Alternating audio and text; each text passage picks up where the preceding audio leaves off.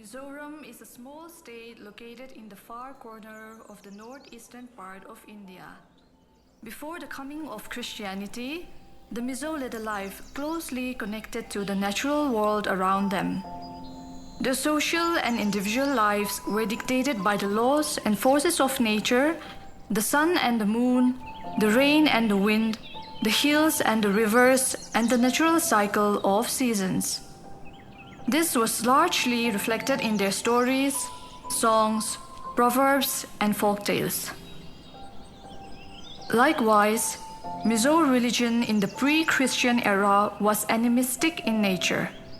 The Mizo were guided by a strong belief in the supernatural world, in the powers of spirits who lived in the hills, the trees of the forest, streams, and caves.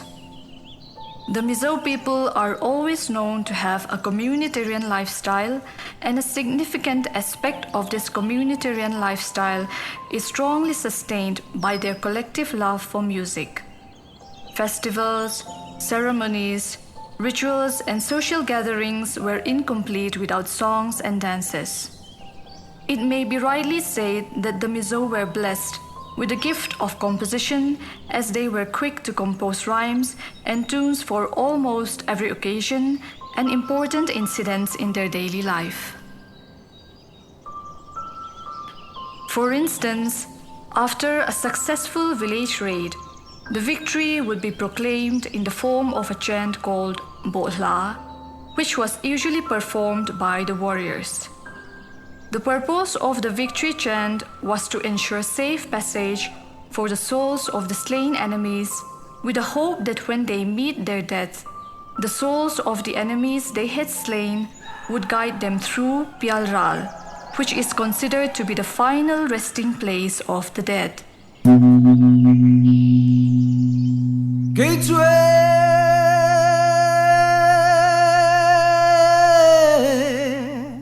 Kasente sale daura kepian puye kadave rim nampae thang chemme ai kim miti ulo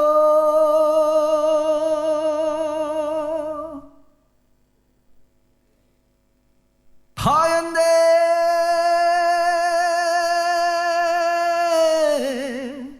sumpi thoke adu tlanti natlay oke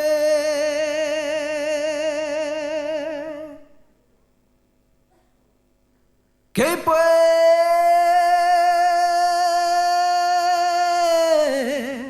thok ve inko mi shai do like it like okay.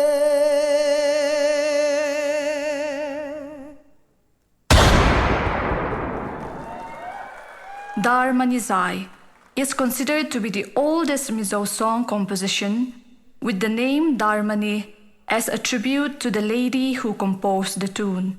The entire village would sing together in unison and dance to the rhythm of the tune.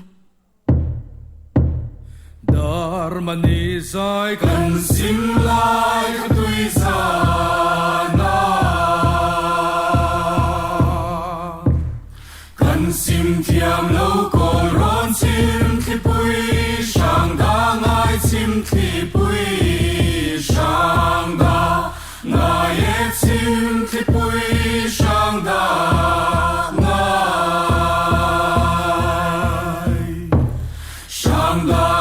sang da ngai chim thi pui sang da ngai chim thi pui sang da ngai e chim thi pui sang da ngai.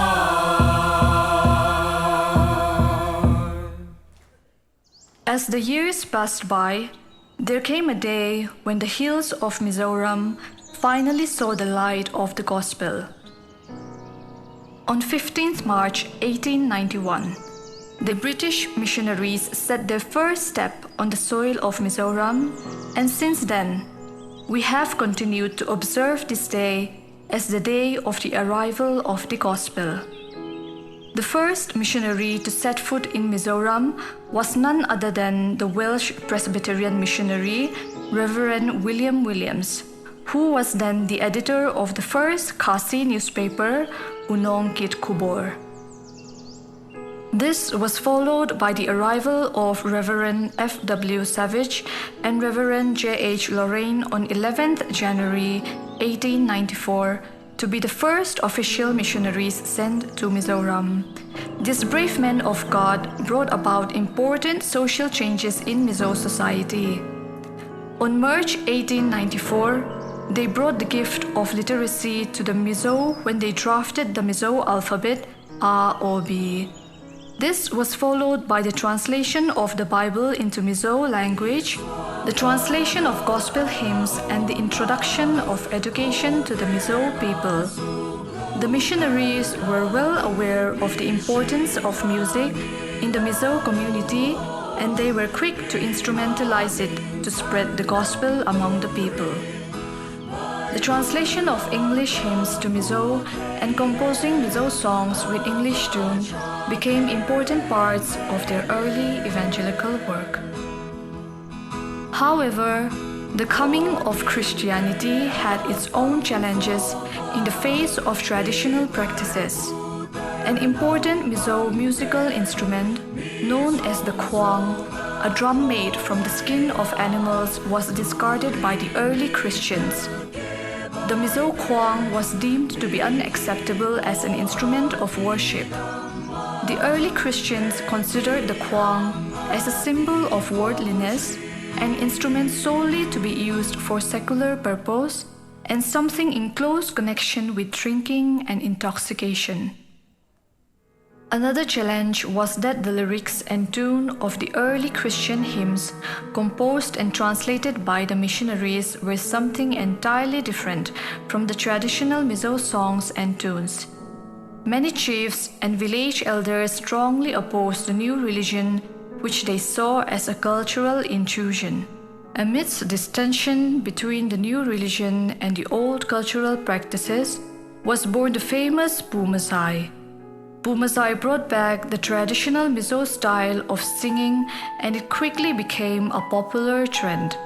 There were also some who saw the Pumazai as an obstruction to the growth and development of Christianity.